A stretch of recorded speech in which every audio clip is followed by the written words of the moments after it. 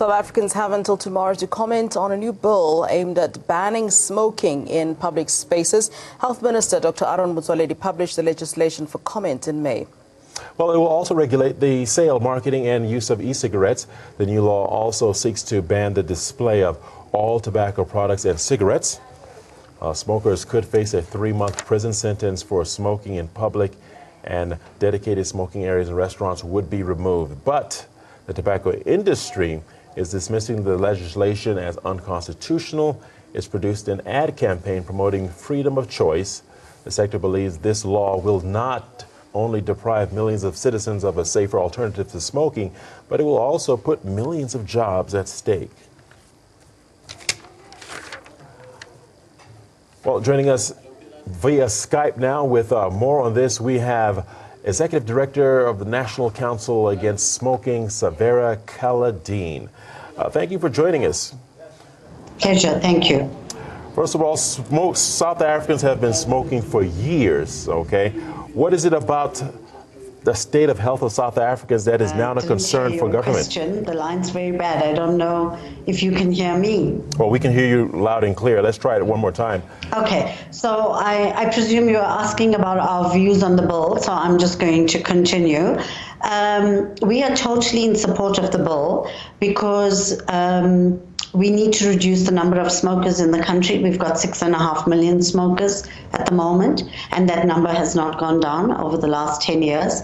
We also want to support the right of non-smokers to breathe in clean air. They have the choice to breathe in clean air. So people can continue to smoke, but they need to do it away from other people who are not smoking. Okay, on that point, according to the bill, smokers could face a 3-month prison sentence if they're found to smoke in public. And of course, smokers will not have a smoking area in restaurants anymore. Now, I know smokers love to have their cigarettes, especially after a meal. And coupled with the fact that restaurants have cameras, I reckon a lot of people will be going to prison. Do you agree? Absolutely not. Absolutely not. Do you know research has been done in the Western Cape and also by Sefako Makato University showing that the majority of restaurants in the Western Cape are already smoke-free and their business has not been affected in any way whatsoever.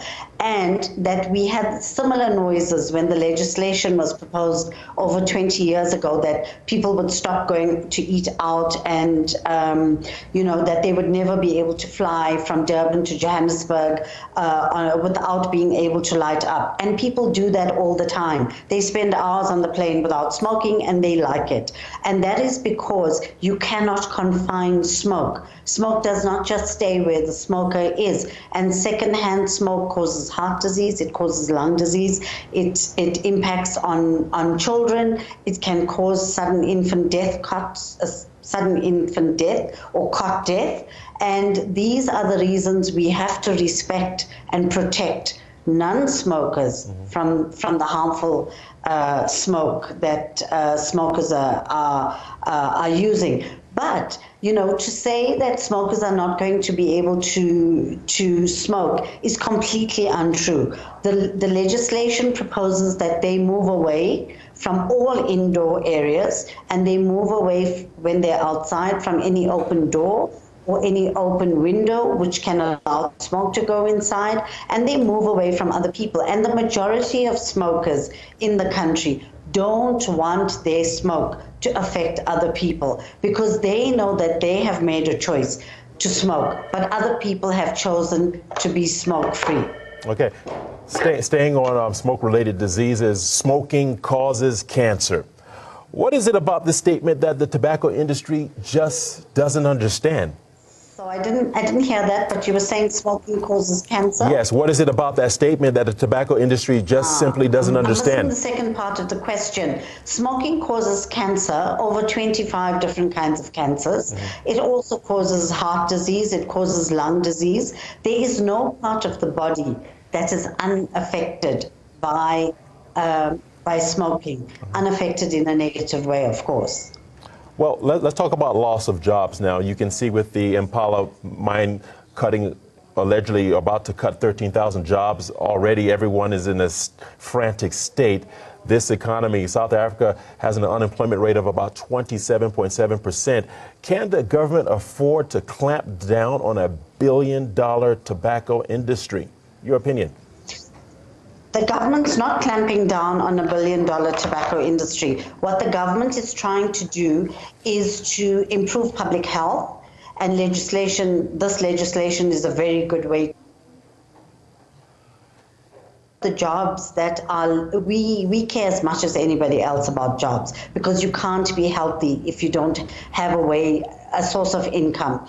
But the number of jobs that are quoted by the tobacco industry are completely incorrect, because cigarettes are made in factories, and factories don't run on the thousands of employees that they are talking about. Moreover, many of the cigarettes that are consumed in South Africa are actually imported. They're not manufactured here. So we have to look at sustainable jobs.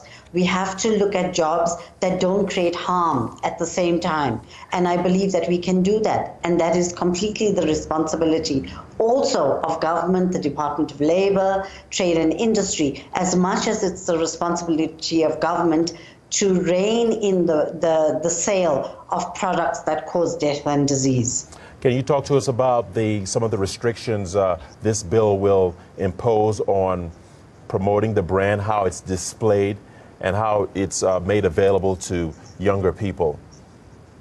Okay, so e-cigarettes are going to be regulated. They have not been regulated up to now, primarily because they were introduced into the market about a decade or less ago, and our tobacco legislation is already over 20 years old.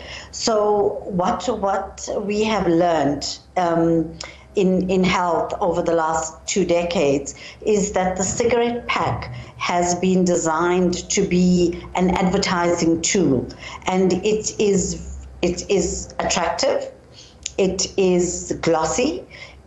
When people throw it on the table, it's almost a status symbol. The way you would throw your car keys on the table for people to see what car you drive, the cigarette box is being used in that way as well, as something to value having around you. So the packaging, there's evidence that when you remove all the packaging and you put a picture warning on the pack, what the warning serves to do is to remind people that are using the cigarettes that this product that they are using is not a benign product, that this product is changing their body in a way that is going to make them sick 5, 10, 15 years down the line. And so that is a more honest message to have on the box, that it can cause heart disease, can cause lung disease, can cause low birth weight and slow lung development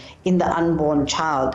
So, it's so the tobacco industry should not be protesting, because we already know, the majority of people already know, that this is what the product does. We are simply putting it on the pack, or the legislation is proposing putting it on the pack. So it says, look, when you pick this up, this is what's going to happen.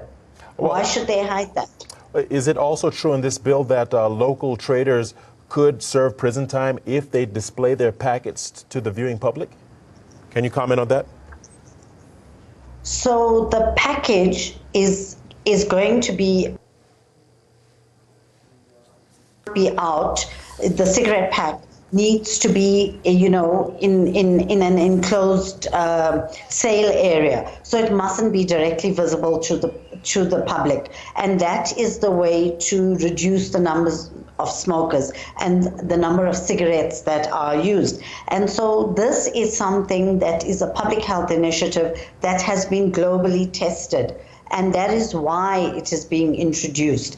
So people can still sell cigarettes, but they just can't push it into the public space in a way that encourages people to smoke. And so, they're selling many other products, they can continue to do so. In conclusion, the revenue of the tobacco industry will be greatly affected with this new bill, wouldn't you say?